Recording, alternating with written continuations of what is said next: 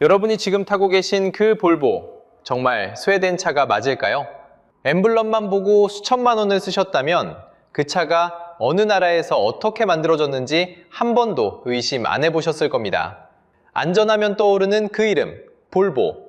그런데 그 차를 산 사람들이 지금 조용히 돈을 잃고 있습니다. 누구는 중고로 팔려다 가격을 보고 놀라고, 누구는 자기 전기차를 충전조차 마음대로 못합니다. 도대체 그 단단한 엠블럼 뒤에서 무슨 일이 벌어진 걸까요? 그리고 이 이야기는 볼보 하나로 끝나지 않습니다.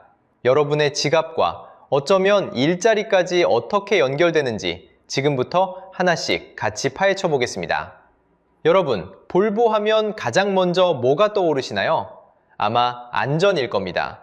그럴 만한 이유가 있습니다. 1959년 볼보의 엔지니어 닐스 볼린이 지금 우리가 매일 매는 3점식 안전벨트를 처음 만들었거든요. 그런데 볼보는 이 기술을 혼자 독차지하지 않았습니다. 특허를 전 세계 자동차 회사에 무료로 풀어버립니다. 돈 받고 팔 수 있는 기술을 그냥 내놓은 거예요. 그 덕분에 지금까지 100만 명이 넘는 사람이 목숨을 건진 걸로 추산됩니다. 광역시 하나의 인구가 통째로 살아난 셈입니다. 그러니 사람들이 볼보를 스웨덴 안전의 대명사로 기억하는 게 당연하죠. 볼보의 고향은 스웨덴 예테보리입니다. 북유럽 서쪽 끝에 있는 항구 도시예요. 회사가 태어난 해는 1927년, 거의 100년 전입니다. 한 세기 가까이 스웨덴 차였던 거죠. 그런데 말입니다. 여러분이 지금 타고 계신 그 볼보, 정말 스웨덴 차가 맞을까요? 자, 여기서 핵심입니다. 1999년 미국의 포드가 볼보 승용차 부문을 약 65억 달러에 사들였습니다. 그런데 포드 밑에서 볼보는 좀처럼 길을 찾지 못합니다. 미국식 경영에 끼어 정체성이 흔들렸어요. 결국 2002년 볼보는 큰 손실을 내고 시장에 매물로 나옵니다. 한때 안전의 대명사가 팔려갈 회사로 전락한 겁니다. 그리고 2010년 볼보의 주인이 또 한 번 바뀝니다. 이번엔 중국이었어요. 중국의 지리자동차가 볼보를 가져갑니다. 그런데 그 가격이 18억 달러였습니다. 포드가 줬던 값의 4분의 1입니다. 100만 원짜리를 25만 원에 떨이로 넘긴 셈이죠. 당시 세계 자동차 업계의 반응은 싸늘했습니다. 이름도 잘 모르던 중국 업체가 유럽 프리미엄 브랜드를 삼킨다니까요. 그래서 나온 말이 뱀이 코끼리를 삼켰다 였습니다. 작은 뱀이 거대한 코끼리를 통째로 집어삼킨 격이라는 노골적인 조롱이었어요. 다들 볼보가 곧 싸구려로 망가질 거라 봤습니다. 그런데 결과는 정반대였어요. 지리는 볼보 경영에 함부로 손대지 않았습니다. 스웨덴 본사에 자율 경영을 보장해줬어요. 대신 연구개발에 막대한 돈을 들이부었습니다. 그러자 인수 당시 한 해 33만 대였던 볼보의 글로벌 판매가 쭉 올라갑니다. 그리고 2024년 무려 76만 대를 팔아치웁니다. 볼보 역사상 가장 많이 판 해였어요. 중국이 볼보를 죽일 거다라던 예언은 보기 좋게 빗나간 셈이죠. 적어도 이 숫자만 놓고 보면 중국이 볼보를 잘 키운 것처럼 보입니다. 문제는 여기서부터입니다. 주인만 바뀐 게 아니에요. 요즘 볼보가 미는 전기차들 어디서 만드는지 아십니까? 상당수가 중국 공장에서 나옵니다. 엠블럼은 그대로 스웨덴인데 정작 태어난 곳은 중국인 겁니다. 더 황당한 건요, 내 차가 어디서 만들어졌는지 겉만 봐선 알 수가 없습니다. 차대 번호를 직접 뜯어봐야 원산지가 보여요. 이름표는 스웨덴, 출생지는 중국. 그 단단한 엠블럼 하나만 믿고 수천만 원을 쓴 분들은 정작 자기 차의 출신을 모르고 있었던 거예요. 그런데 출신만 바뀐 게 아닙니다. 그 차를 산 사람들의 지갑에서 지금 이 순간에도 돈이 새고 있거든요. 자, 여러분, 전기차를 한 대 샀습니다. 그런데 어느 날 회사가 이렇게 알려옵니다. 당분간 충전을 다 채우지 마세요. 70%까지만 하세요. 그리고 가능하면 건물에서 떨어진 바깥에 세워두세요. 전기차를 샀는데 충전을 마음껏 하지 말라니요. 이게 무슨 말일까요? 안전의 대명사라던 그 볼보가 자기 고객에게 직접 한 말입니다. 바로 볼보의 전기차 EX30 이야기입니다. 생각해보세요. 70%만 채우라는 건 가뜩이나 짧은 주행거리를 더 깎으라는 뜻입니다. 전기차는 원래 추운 겨울이면 배터리가 움츠러 들어갈 수 있는 거리가 확 줄어들거든요. 거기서 충전마저 70%로 묶어버리면요. 평소에 별 고민 없이 다녀오던 거리도 갑자기 마음에 걸립니다. 주말에 부모님 댁 한번 다녀오려 해도 가는 길에 충전소부터 검색하게 되는 거예요. 장거리는 아예 엄두가 안 납니다. 수영 금지인 수영장 회원권을 끄는 셈입니다. 전기차의 핵심은 마음껏 충전해서 멀리 가는 거잖아요. 그 핵심을 회사가 직접 막아버린 겁니다. 문제는 충전만이 아닙니다. 건물에서 떨어뜨려 세우라고 했죠. 도시에 사는 분들은 이게 어떤 형벌인지 바로 아실 겁니다. 아파트 사는 분들은 보통 지하주차장에 차를 댑니다. 그런데 그곳은 사람 많은 건물 바로 아래잖아요. 권고대로라면 그 편한 자리를 두고 비 맞고 눈 맞는 5궤의 차를 내놓아야 합니다. 매일 타는 차를 매일 멀찍이 모셔둬야 하는 거예요. 도심 차주에게는 이게 사실상 형벌입니다. 볼보는 EX30을 전 세계에서 4만 대 넘게 불러들였습니다. 정확히는 4323대. 회사가 다시 가져오세요, 고쳐드릴게요 하고 차를 불러들이는 걸 리콜이라고 하죠. 그런데 이번 리콜이 좀 다릅니다. 보통은 부품 하나 갈고 끝납니다. 이번엔 고전압 배터리 모듈을 통째로 갈아 끼웁니다.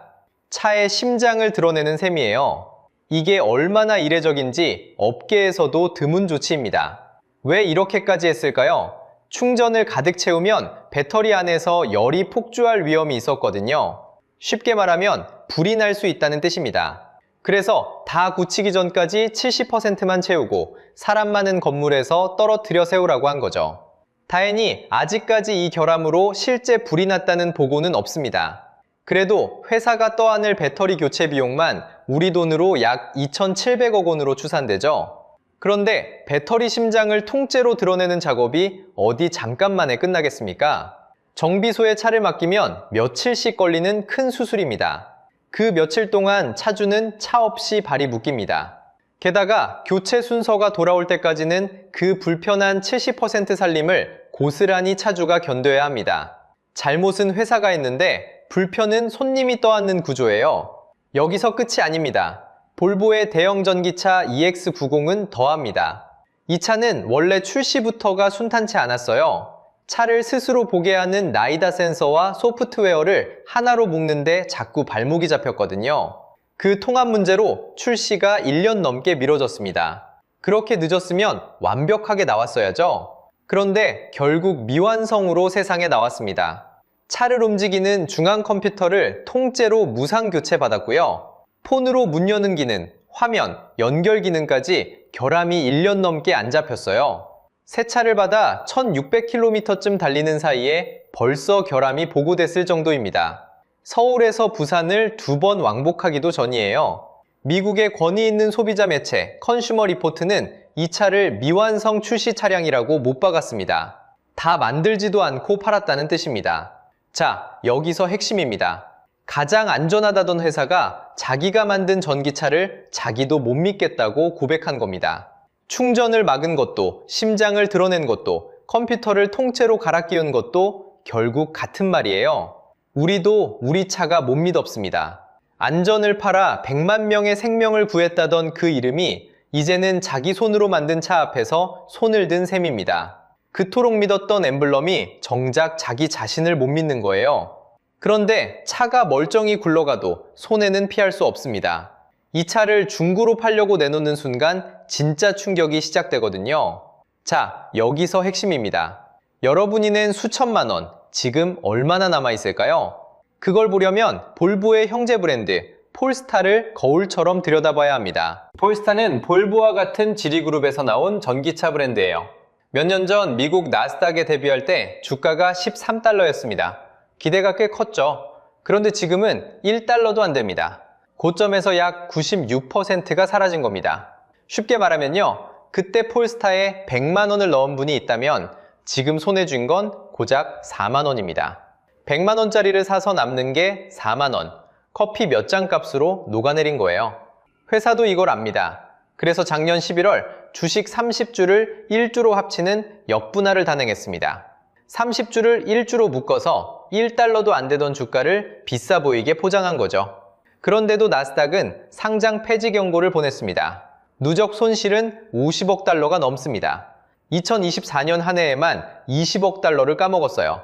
중국 시장 상반기 판매량은 단 69대.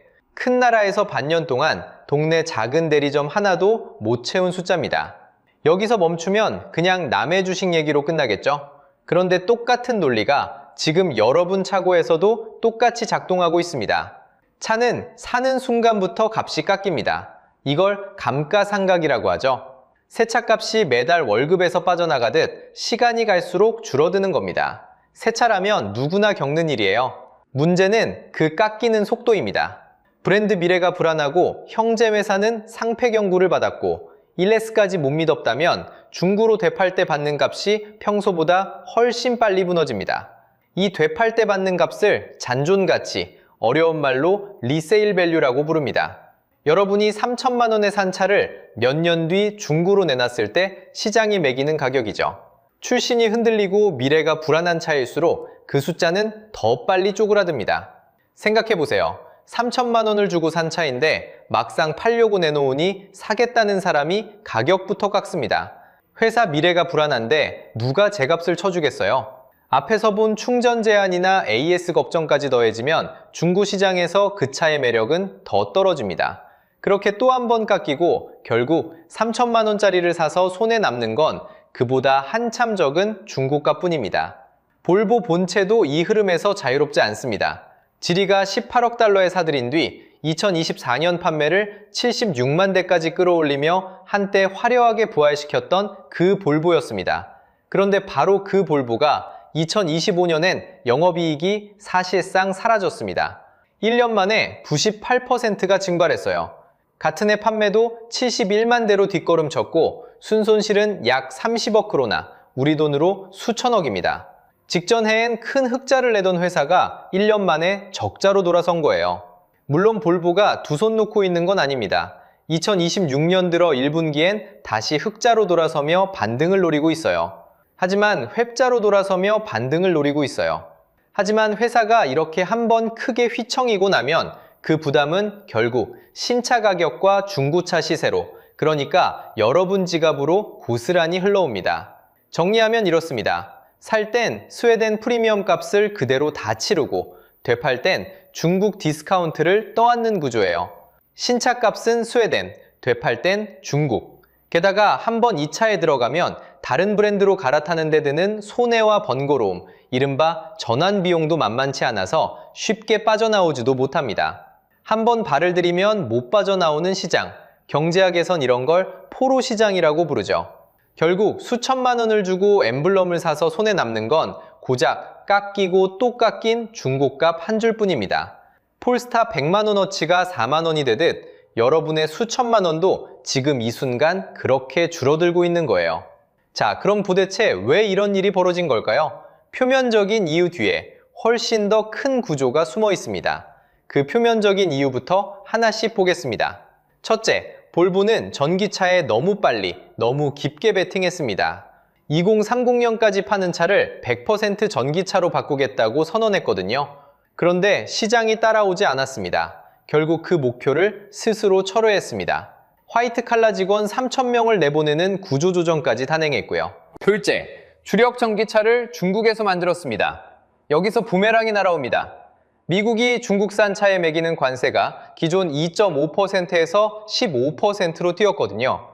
미국에 있는 사우스캐롤라이나 공장은 가동률이 13%에 그칩니다. 10대 만들 수 있는 라인에서 한 대 남는다는 뜻이에요. 수익성이 무너질 수밖에 없습니다. 여기에 또 하나가 겹칩니다.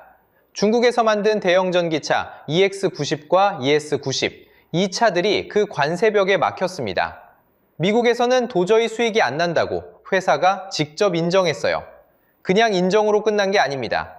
관세에 EX90 출시 지연까지 겹치면서 한 번에 약 12억 달러를 손실로 털어냈습니다. 우리 돈으로 1조 7천억 원이에요. 멀쩡한 차를 팔기도 전에 장부에서 지워야 했던 돈입니다. 그런데 이 표면적인 이유들 뒤에 훨씬 더 큰 구조가 숨어 있거든요. 자, 여기서 핵심입니다. 볼보는 지금 질이라는 거대한 그룹 안에 들어가 있습니다. 그 그룹 안에는 지커도 있고 링크앤코도 있어요. 이 형제 브랜드들이 무엇을 같이 쓸까요? 바로 차의 뼈대인 플랫폼, 그리고 핵심 부품입니다. 볼보가 비싼 돈 들여 설계한 차 골격이 있어요. CMA, SPA라고 부르는 플랫폼이죠. 그런데 이걸 지커와 링크앤코가 더 싼 값에 가져다 씁니다. 쉽게 말하면요, 형이 만든 뼈대로 동생들이 더 싼 차를 찍어내는 구조예요. 같은 골격을 쓴 싼 형제차가 시장에 쫙 깔리면 볼보가 내세우던 프리미엄이라는 명분은 점점 옅어집니다. 명차의 심장은 희소성입니다. 이건 흔하지 않다는 그 느낌이죠. 그런데 그 희소성이 그룹 안에서 조용히 녹아내립니다. 생각해보세요. 한 명품 가방을 똑같이 찍어서 형제 브랜드들이 다 들고 나오면 그게 아직도 명품일까요? 아닙니다. 흔해지는 순간 명품은 그냥 가방이 되거든요. 결정적인 증거가 있습니다. 볼보의 전기차 EX32 배터리 문제로 4만 대 넘게 리콜됐다고 말씀드렸죠. 그런데 같은 그룹 계열의 배터리셀을 쓴 지커 001도 거의 동시에 38,277대가 리콜됐습니다. 특정 부품 회사가 불량을 냈다는 얘기가 아닙니다. 부품을 책임진 애만에 다투다 회사끼리 합의로 끝난 일이거든요. 진짜 문제는 그게 아니에요. 그룹이 부품을 함께 돌려 쓰는 구조 자체입니다. 한 곳에서 터진 위험이 형제 브랜드로 그대로 번지는 거죠. 이 구조의 끝이 어떤 모습인지 같은 그룹에서 나온 폴스타가 보여줍니다. 폴스타도 원래 이 한 몸에서 갈라져 나온 형제였어요. 그런데 볼보는 결국 폴스타의 지분 지원을 끊고 경영권을 지리 쪽으로 넘겨버립니다. 자식처럼 키우던 브랜드를 제 손으로 떼어낸 거예요. 같은 우물에서 물을 나눠 마시다 우물이 마르니 누구 하나는 밀어내야 했던 셈입니다. 결국 볼보의 프리미엄을 빨아먹어 그룹 전체를 키우는 구조인 셈이죠. 다시 한번 짚겠습니다. 중국에 팔려서 명차가 무너진 게 아닙니다. 누가 주인이냐가 아니라 어떻게 짜여 있느냐의 문제예요. 형제끼리 뼈대와 부품을 나눠 쓰도록 구조가 설계된 순간 명차는 천천히 껍데기로 변하는 겁니다. 그리고 이건 먼 나라 브랜드 하나의 얘기가 아닙니다. 바로 지금 우리 동네 부산에서도 똑같은 일이 벌어지고 있거든요. 자, 여기서 여러분이 꼭 들으셔야 할 이야기가 있습니다. 지금까지는 먼 나라 브랜드 하나의 일처럼 들리셨을 겁니다. 그런데 똑같은 구조가 이미 우리나라 안으로 들어와 있거든요. 부산을 한번 보겠습니다. 르노코리아, 다들 한국 회사라고 생각하시죠? 그런데 지분을 뜯어보면 이야기가 달라집니다. 프랑스 르노가 52.82%, 그리고 중국 지리가 34.02%를 들고 있습니다. 삼성카드는 13.13%고요. 볼보를 삼킨 바로 그 지리가 부산 공장의 3분의 1을 쥐고 있는 겁니다. 그 부산 공장에서 지금 무엇을 만드는지 아십니까? 폴스타4입니다. 앞에서 보신 그 폴스타, 중국 그룹 차를 우리 손으로 찍어내고 있는 거예요. 여기서 끝이 아닙니다. 안전하면 떠오르는 또 하나의 이름, 벤츠를 보겠습니다. 벤츠 최대 주주가 누구일까요? 중국 베이징차 BAIC가 9.98%를 들고 있습니다. 여기에 지리 계열이 9.69%를 더 주고 있어요. 두 곳을 합치면 19.67%입니다. 다섯 주의 한 주는 이미 중국 자본인 셈이죠. 2024년 8월 인천에서 벤츠 전기차에 불이 났던 일 기억하실 겁니다. 그 차에 실린 배터리가 중국 파라시스 제품이었습니다. 엠블럼은 독일이었지만 그 안에서 타오른 건 다른 이야기였던 거죠. 그런데 진짜 문제는 지금부터입니다. 2026년 4월 미국 의회에서 법안 하나가 발의됐습니다. 이름은 커넥티드 차량 보안법입니다. 쉽게 말하면요, 중국에서 만들었거나 중국 자본이 끼어있는 차를 미국에서 못 팔게 막겠다는 겁니다. 아직 통과된 건 아닙니다. 지금 상원 상임위에 올라가 있는 추진 중인 단계예요. 그런데 벌써부터 외신에서는 이 법이 통과되면 벤츠마저 미국 시장에서 퇴출될 수 있다는 말이 나옵니다. 중국 자본 지분이 딱 그 기준에 걸리거든요. 그럼 우리 부산은 어떨까요? 부산에서 만든 폴스타4가 미국으로 못 나갈 수 있습니다. 수출 물량이 막히면 그 라인에서 일하는 분들의 일자리가 흔들립니다. 강 건너불이 아니라 우리 동네 일이 되는 거예요.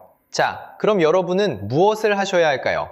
차를 사실 때 딱 3가지만 확인하시면 됩니다. 첫째, 자본 구조와 생산지를 보세요. 엠블럼은 속여도 누가 주인이고 어디서 만드는지는 안 속거든요. 둘째, 리세일과 중고가 시나리오를 미리 점검하세요. 살 때 값이 아니라 3년 뒤 되팔 때 얼마가 남는지를 따져야 합니다.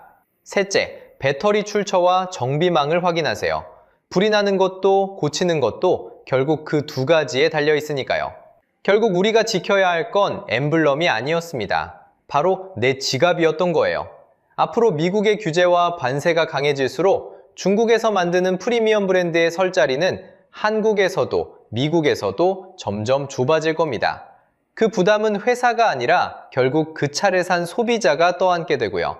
그래서 다시 한번 말씀드립니다. 차를 고르실 땐 자본 구조와 생산지를 보고 되팔 때의 값을 따져보고 배터리가 어디서 왔는지 확인하세요. 이 3가지가 여러분의 수천만 원을 지켜줄 겁니다. 여러분은 어떠신가요? 엠블럼과 자본 구조 중에서 무엇을 보고 차를 고르시나요? 댓글로 솔직한 생각을 남겨주세요. 다음 영상에서는 중국 자본이 조용히 삼킨 또 다른 브랜드 폴스타와 로터스가 지금 어디로 가고 있는지 그 운명을 따라가 보겠습니다. 오늘 영상이 유익하고 재밌으셨다면 구독과 좋아요 부탁드리겠습니다. 영상 제작에 큰 힘이 됩니다. 다음 영상에서 뵙겠습니다. 여러분, 한 가지 이상한 풍경을 먼저 보여드리겠습니다. 이삭토스트라는 회사 다들 아시죠? 가맹비 영원, 인테리어 강매 영원, 23년째 그 약속을 지킨 한국에서 가장 착한 프랜차이즈 본사입니다. 그런데 이 회사의 본사 매출이 2022년 514억, 2023년 539억, 2024년 567억으로 매년 신기록을 쓰고 있어요.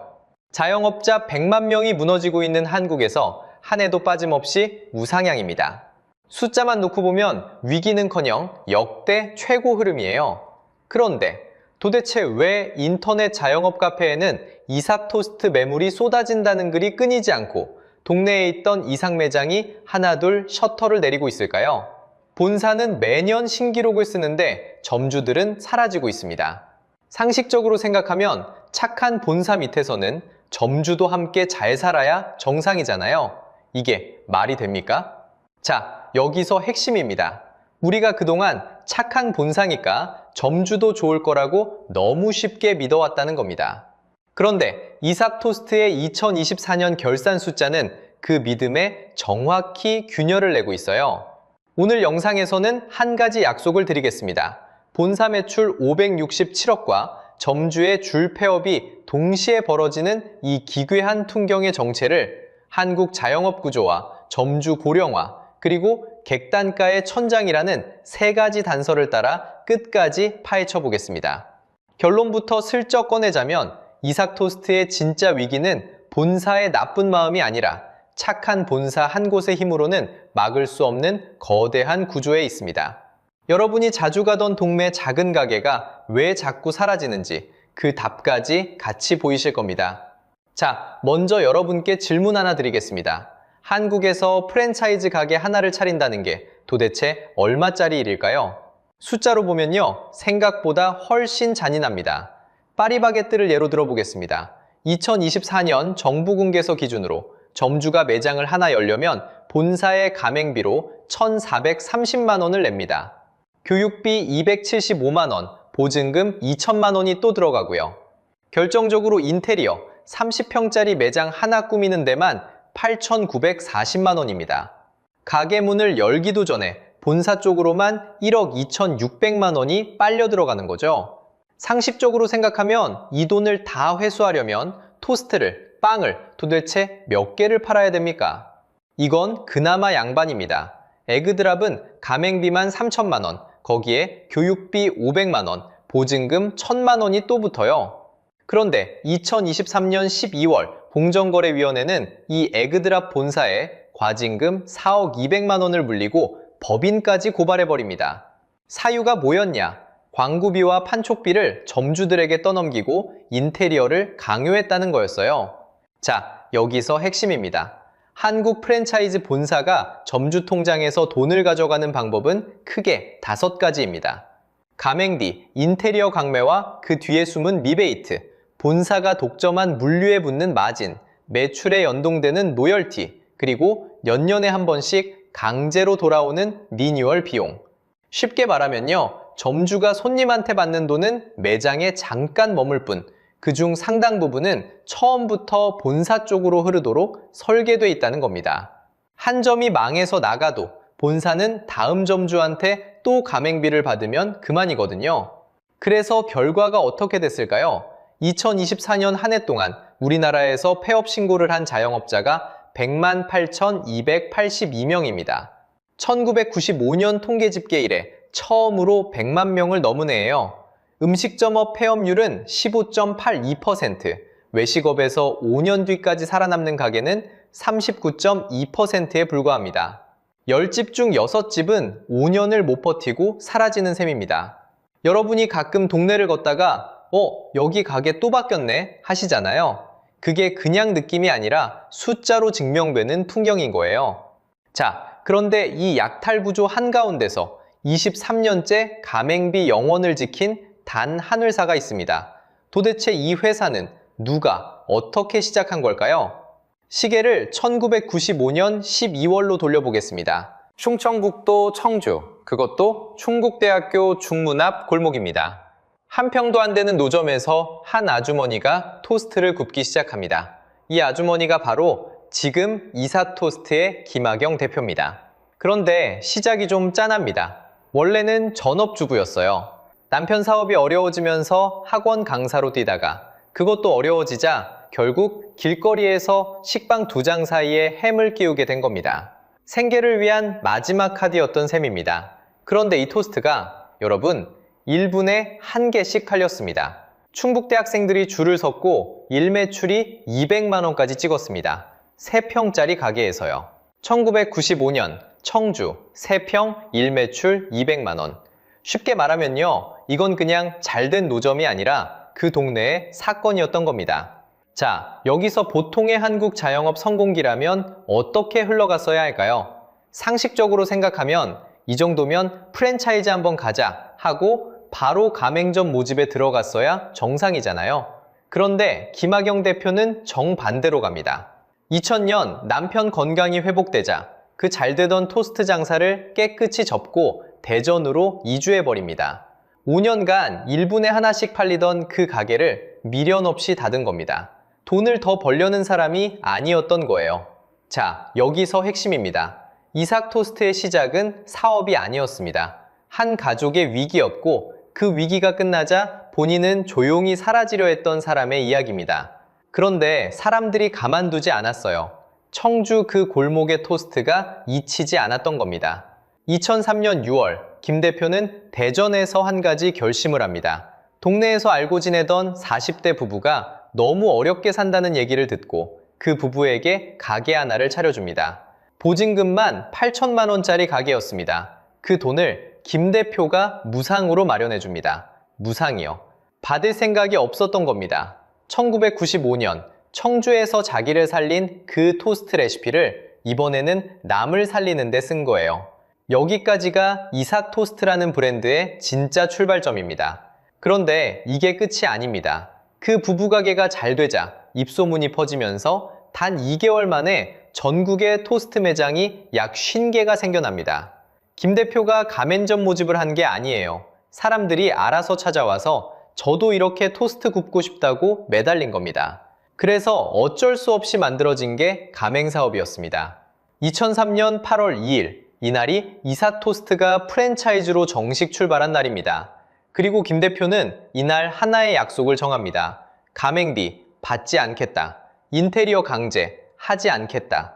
로열티는 매출에 비례하지 않고 매달 정해진 금액만 받겠다. 교육비 385만 원, 보증금 100만 원. 점주 한 사람이 본사에 내는 총 부담금은 약 8,131만 원에 묶어두겠다. 한국 프랜차이즈에서 보통 5천만 원이 넘는 가맹비, 인테리어가 빠진 자리에 점주 본인의 임차료와 운영비만 남게 한 구조예요. 23년 전에 만든 약속입니다. 그런데 진짜 놀라운 건 그 다음입니다. 자, 여기서 핵심입니다. 그 약속이 23년 동안 한 번도 깨지지 않았다는 사실입니다. 보통의 한국 푸차는요, 5년만 지나도 본사 사정상 브랜드 이미지 통일을 위해 원자재 인상 반영 같은 명분으로 점주한테 손에 벌립니다. 가장 흔한 게 리뉴얼 강요죠. 어느 날 본사에서 공문이 옵니다. 전 매장 인테리어 통일합니다. 비용 3천만 원, 6개월 내 완료 바랍니다. 점주들은 울며 겨자 먹기로 대출을 받습니다. 그런데 이삭은요, 이렇게 기록되어 있습니다. 점주들에게 비용이 부담된다며 브랜드 리뉴얼을 강제로 하지 않았다. 여러분, 한국 프랜차이즈 시장에서 이런 문장을 들어본 적 있으십니까? 저는 솔직히 자료를 찾으면서 2번 읽었습니다. 비용이 부담된다며 강제하지 않았다. 이게 어떻게 본사가 점주를 바라보는 시선이냐는 거예요.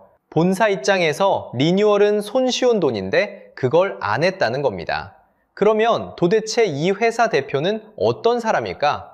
2025년 3월 김학영 대표가 처음으로 방송에 나옵니다. TVN 스토리 100억짜리 아침 식사 6회. 출연자들과 오은영 박사가 다 같이 놀란 장면이 있습니다. 김 대표 집에 있는 가전제품이 30년 된 거였어요. 냉장고도 세탁기도 다요. 잘 작동하는데 왜 버리냐?가 김 대표의 대답이었습니다. 자가용도 없습니다. 회사에 출근할 때는 카풀로 갑니다. 점심 도시락은 본인이 직접 삽니다. 본사 매출 600억대 회사의 회장님이요. 쉽게 말하면요, 김학영 대표는 사장이 사장처럼 사는 걸 거부하는 사람입니다. 30년 된 냉장고를 안 버리는 사람이 23년 된 약속을 깰 리가 없잖아요. 백종원 대표가 방송과 사업을 휘몰아치며 한국 자영업의 한 얼굴이 되었다면 김학영 대표는 그 정반대편에 서 있는 셈입니다. 같은 외식업인데 결이 완전히 달라요. 자, 그래서 2024년 8월 뉴시스와 와이드경제는 이렇게 보도합니다. 21년차 장수 브랜드 매장 1000개 시대를 앞두고 있다. 1995년 청주의 세평 노점이 2003년 배전 이웃 부부의 가게로 번지더니 23년 만에 1000개 매장 코앞가까지 온 겁니다. 그것도 가맹비 한 푼 안 받고 리뉴얼 한번 강요하지 않고요. 이삭이라는 이름이 성경에 나오는 아브라함의 아들, 축복의 상징이라는 점까지 떠올리면 서사가 더 단단해집니다. 매장 벽면에는 지금도 영문 성경 구절이 붙어 있습니다. 사장이 자기 사업을 어떻게 바라보는지가 그 한 줄에 다 들어있는 셈이에요. 그런데 여기서 의심이 들 수밖에 없잖아요. 세상에 공짜가 어디 있어요? 가맹비 안 받으면 분명 어디선가 빼가고 있을 거다. 자, 그래서 이삭의 재무제표를 직접 펴봤습니다. 결론부터 말씀드릴게요. 진짜 착한 거 맞습니다. 숫자로 보면요, 이삭군사의 매출 총이익률은 약 40% 수준이에요. 쉽게 말하면요, 100원어치 팔아서 재료비 빼고 남는 돈이 40원이라는 뜻입니다. 그런데 같은 업계 베이커리 본사, 파리크라상 같은 데랑 비교하면 이게 10%포인트 이상 낮은 수치예요. 본사가 점주들한테 원재료를 일부러 박하게 마진 붙여 넘긴다는 얘기입니다. 영업이익률도 봅시다. 2023년에 약 540억을 팔아서 영업이익이 53억 1,500만 원, 그러니까 9.86% 남겼어요. 같은 시기 에그드랍 본사가 한때 영업이익률 26%를 찍댔던 거랑 비교하면 이삭은 마진을 거의 절반도 안 가져간 셈이에요. 4편의 레퍼런스 영상이 모두 이 지점에서 진짜 착하다고 결론 낸 이유가 여기 있습니다. 가맹비 0원, 인테리어 강매 0원, 23년 약속을 지키면서 본사 마진까지 박하게. 일단 여기까진 분명히 박수 받을 일이에요. 그런데 여러분, 여기서 이상한 점 발견하셨습니까? 저는 그 다음 숫자를 보면서 머리가 좀 복잡해졌습니다. 본사 매출 추이를 한번 따라가 볼게요. 2022년 514억, 2023년 539억, 그리고 2024년 결산 기준으로 566억 7,900만 원입니다. 한 해도 빠짐없이 우상향이에요. 2024년 한 해만 떼서 보면 전년 대비 5% 가까이 성장했고요. 영업이익도 마찬가지입니다. 2024년 영업이익이 55억 9,300만 원, 영업이익률은 9.87%로 안정적으로 한 자릿수 후반대를 지키고 있어요. 박한 마진을 견지하면서도 매출은 매년 신기록을 쓰는 회사인 거예요. 자, 그런데 더 황당한 건 이 회사가 자본금 1억 원으로 시작한 회사라는 점입니다. 외부 투자 한 푼 안 받았어요. 자본금 1억짜리가 23년 만에 매출 500억대 후반의 회사가 됐고 점주들이 가맹점에서 손님한테 받은 돈을 다 합치면 약 2천억 원이 됩니다. 가맹점 약 880여 개에 점당 평균 매출 2억 2천만 원, 곱하면 약 1940억이거든요. 본사 매출이랑 가맹점 합산 매출은 다른 거예요. 본사가 가맹점한테서 받은 돈은 그 2천억 중에 약 567억 뿐입니다. 진짜로 점주 매출에 빨대 꽂는 구조가 아니라는 게 산수로도 확인되는 거예요. 자, 여기서 핵심입니다. 본사는 검증된 착한 본사가 맞는데 그 착한 본사가 2024년 결산에서 또 사상 최고 매출을 찍었다는 거예요. 그런데 같은 2024년 한국에서는 자영업자가 한 해에 100만 명 넘게 폐업하고 있습니다. 정확히는 100만 8,282명. 1995년 통계 작성 이후 처음 100만을 넘은 해예요. 음식점업 폐업률은 15.82%고요. 본사 매출은 신기록, 자영업 폐업률은 두 자릿수. 방향이 정확히 반대로 가고 있는 거잖아요. 상식적으로 생각하면 이게 말이 됩니까? 본사가 매년 신기록을 쓰는데 그러면 그 본사를 떠받치는 점주들도 똑같이 신기록을 쓰고 있어야 정상이잖아요. 그런데 점주들 통장에는 도대체 얼마가 들어가고 있을까요? 사실 이게 그렇지가 않습니다. 숫자로 보면요. 이삭 가맹점 한 곳의 평균 매출이 2023년에 2억 1,129만 원, 2024년에는 약 2억 2,100만 원이었습니다. 월로 환산하면 한 매장이 한 달에 약 1,840만 원을 벌어들이는 셈이에요. 얼핏 들으면 적지 않은 돈처럼 느껴지시죠? 그런데 여기에 비교 대상 하나만 옆에 갖다 놓으면 풍경이 달라집니다. 같은 샌드위치 계열인 서브웨이의 가맹점 평균 매출이 약 6억 원대였습니다. 비슷한 시기 에그드랍은 한 매장 평균이 3억 원대였어요. 이삭은 같은 카테고리에서 매출 규모가 절반 안팎이라는 뜻입니다. 도대체 왜 이런 차이가 나는 걸까요? 답은 객단가입니다. 이삭의 간판 메뉴 햄 스페셜이 3,800원, 음료까지 한 잔 붙여도 한 끼가 7,000원대에 머무릅니다. 쉽게 말하면요, 손님 한 명이 한 번 들렀을 때 쓰고 가는 돈 자체가 다른 가게의 절반 수준이에요. 단가가 낮으니까 회전율로 메워야 합니다. 점주 한 분이 하루에 200개, 300개를 구워야 겨우 월 1,840만 원이 찍히는 구조인 거예요. 자, 이제 돈의 흐름을 한번 따라가 보겠습니다. 같은 2024년 한 해 동안 본사 한 곳은 매출 약 567억에 영업이익 56억을 손에 쥐었습니다.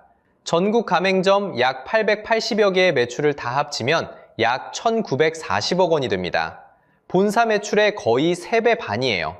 그런데 이 2천억 가까운 돈은 한 사람 통장이 아니라 점주 880여 명이 나눠 가져가는 돈입니다. 1인당 평균이 다시 2억 2천만 원으로 돌아오는 거죠. 자, 여기서 핵심입니다. 매출 2.2억은 점주 손에 들어오는 돈이 아닙니다. 여기서 한참을 빼야 진짜 통장 잔고가 나와요. 재료비가 빠지고 직원 한두 명 인건비가 빠지고 임차료가 빠지고 전기, 가스가 빠지고 본사에 내는 월 정액 로열티가 빠집니다. 일반 외식업의 평균 영업이익률이 보통 10%에서 20% 사이로 잡힙니다. 이걸 이삭 가맹점 평균 2.2억에 그대로 적용하면요. 점주 한 분 손에 1년 동안 남는 돈이 2,200만 원에서 4,400만 원 사이입니다. 월로 환산하면 약 200만 원에서 400만 원 수준이에요. 결국 1년에 2억 2천만 원짜리를 팔아서 점주 통장에 실제로 찍히는 건 매달 200만 원에서 400만 원입니다. 객단가 4,000원짜리를 새벽부터 구워서 손에 남는 게 한 끼당 따지면 1,000원이 안 되는 셈이에요. 본사 한 곳은 같은 2024년에 영업이익 56억을 만들었습니다. 가맹점주 한 사람이 1년 동안 손에 쥐는 돈이 본사 하루치 영업이익보다 적은 셈이에요. 댓글에서 한 점주분이 이런 말씀을 남기셨습니다. 본사는 착한데 내 통장은 빈약해요. 이 한 문장이 지금 이 비대칭을 가장 정확하게 요약합니다. 본사의 마음은 진짜 착해요. 가맹비 영원, 인테리어 강매 영원, 23년째 그 약속을 지키고 있어요. 그런데 점주의 통장은 그 착함만으로는 채워지지 않습니다. 새벽 6시에 매장을 열고 혼자 토스트를 굽다가 손님 좀 뜸한 시간에 셔터를 일찍 내리고 들어가시는 사장님이 한두 분이 아닙니다. 외식업 평균 영업기간이 2.8년, 5년 생존율은 39.2%입니다. 5가게 중 3가게는 5년을 못 넘기고 사라진다는 뜻이에요. 그 풍경 속에서 이상 매장 한 곳이 셔터를 내릴 때 그건 단순히 가게가 망한 게 아닙니다. 한 사람이 거기서 더는 못 버틴다는 신호예요. 상식적으로 생각하면 소주가 불황의 술이라면 토스트는 불황의 아침입니다. 지갑이 얇아질수록 사람들이 찾는 한 끼잖아요. 그런데 그 불황의 아침을 새벽마다 굽고 있는 사람이 정작 본인 통장은 더 가난해지고 있습니다.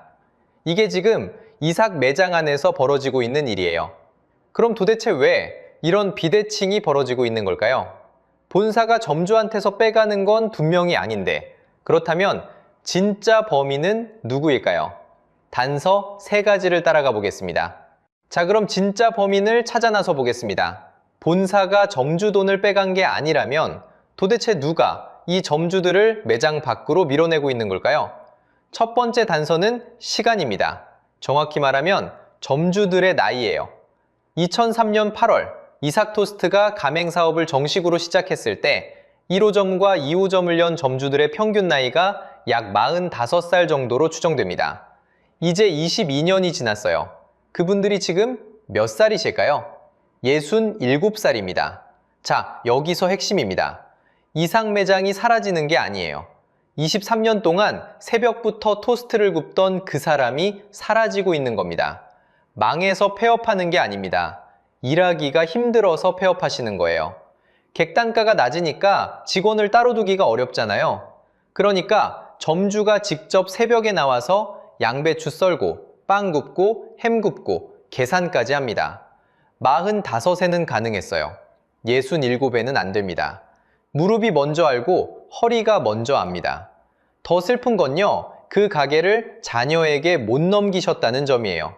자식들은 대학 나와서 회사 다니지 새벽 5시에 토스트 굽는 일은 안 하잖아요.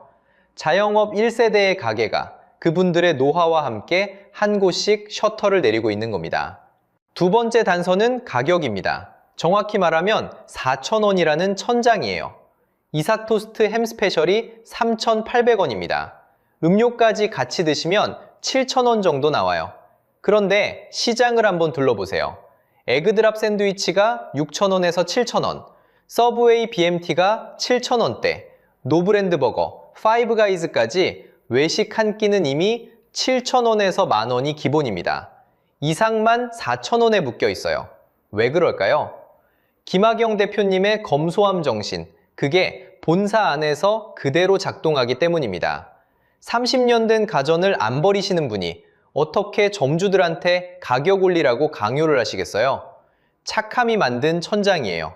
시청자에겐 축복인데 점주 통장에는 천장입니다. 쉽게 말하면요, 같은 객단가 한 개여도 4,000원짜리 가게랑 7,000원짜리 가게는 한 달 끝에 손에 쥐는 돈이 2배가 차이 납니다. 본사가 신메뉴 치킨 토스트를 4,700원, 5,800원에 내놓는 이유가 여기 있어요. 이 천장을 뚫어보려고 본사도 발버둥을 치고 있는 겁니다. 마지막 단서, 가장 큰 그림입니다. 이건 사실 이삭만의 이야기가 아니에요. 2024년 한 해 동안 한국에서 폐업한 자영업자가 몇 명인지 아십니까? 108,282명입니다. 1995년 통계를 잡기 시작한 이래로 처음으로 100만 명을 넘었어요. 광역시 하나가 통째로 가게 문을 닫은 셈입니다. 음식점업 폐업률은 15.82%, 외식 프랜차이즈 평균 폐점률은 14.9%였어요. 10가게 중에 한 가게 반이 한 해 만에 사라진 겁니다. 그리고 2025년에도 흐름이 안 꺾였어요. 외식업 폐업률은 11.5%, 최근 10년 사이 가장 높은 수치입니다.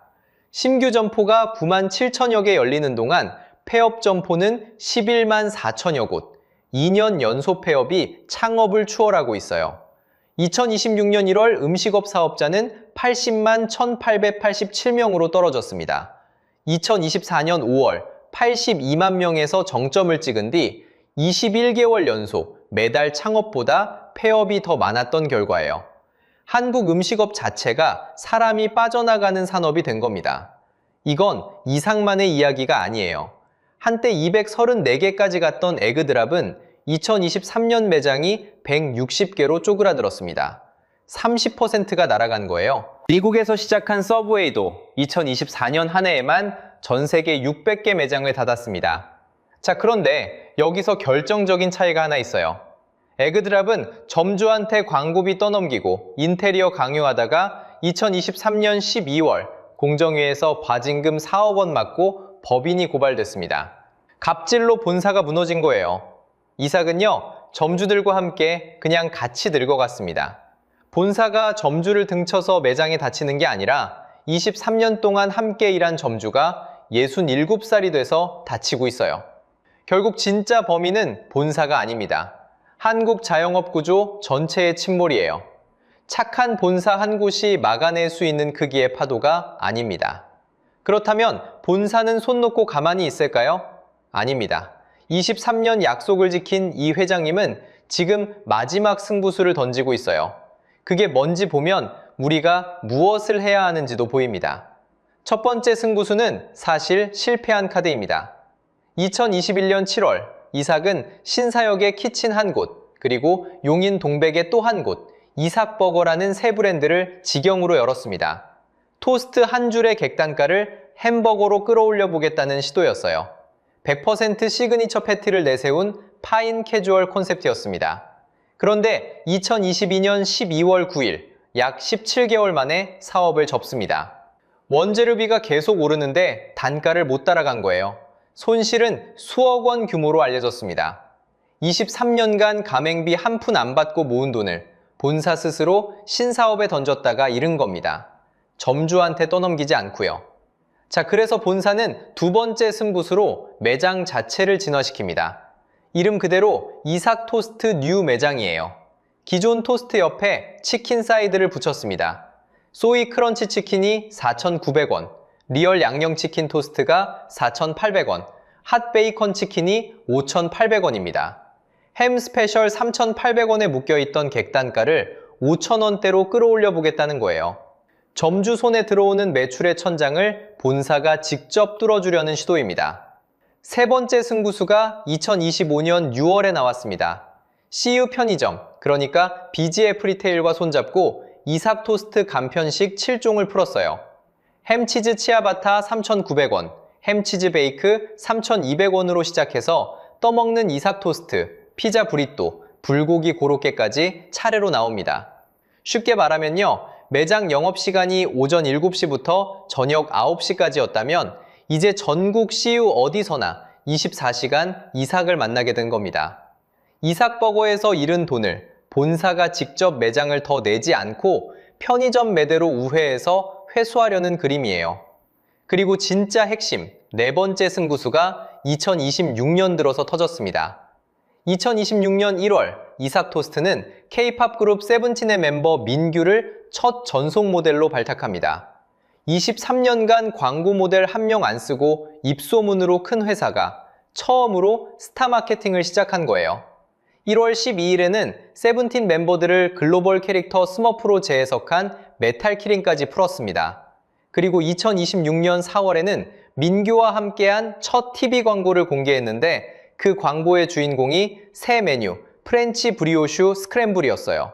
한국에서 평균 3,800원에 묶여있던 토스트를 이번에는 해외로 들고 나가겠다는 신호입니다. 본사가 직접 표현한 발탁 이유가 이거예요.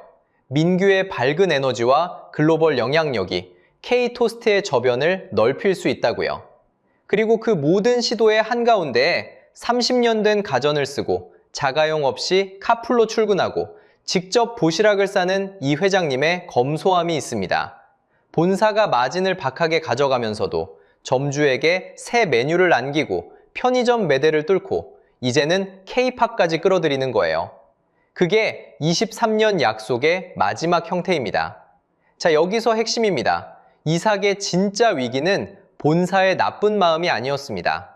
1995년 청주 포장마차에서 시작된 자영업 1세대가 이제 한 세대의 끝과 함께 가게 문을 닫고 있는 시점이에요. 가족에게 못 넘긴 가게, 7,000원을 넘기지 못하는 객단가, 그리고 한 해 100만 명이 무너지는 자영업 구조. 결국 착한 본사 한 곳의 힘만으로는 이 침몰을 막을 수가 없습니다. 본사 매출 567억의 신기록 옆에 점주들의 빈 매장이 같이 서 있는 풍경. 그걸 가장 정확하게 증명한 그림이었어요. 그래서 진짜 답은요, 영상 밖에 있습니다. 바로 여러분입니다. 동네 이상 매장을 한 번 더 찾는 사람, 그 한 명이 23년 약속을 점주와 함께 지키는 마지막 보루예요. 오늘 아침 한 끼 토스트, 그게 누군가의 23년을 지키는 일일 수 있습니다. 여러분, 동네에 이사 토스트가 있다면 이번 주말 한번 들러보세요. 그게 우리가 이 약속을 지키는 가장 직접적인 방법입니다. 다음 영상에서는 정반대 사례를 다뤄보겠습니다. 점주를 가장 많이 힘들게 하는 프랜차이즈. 그 본사 안에서는 도대체 무슨 일이 벌어지고 있는지 함께 파헤쳐 보겠습니다. 오늘 영상이 유익하셨다면 구독과 좋아요 부탁드립니다. 감사합니다.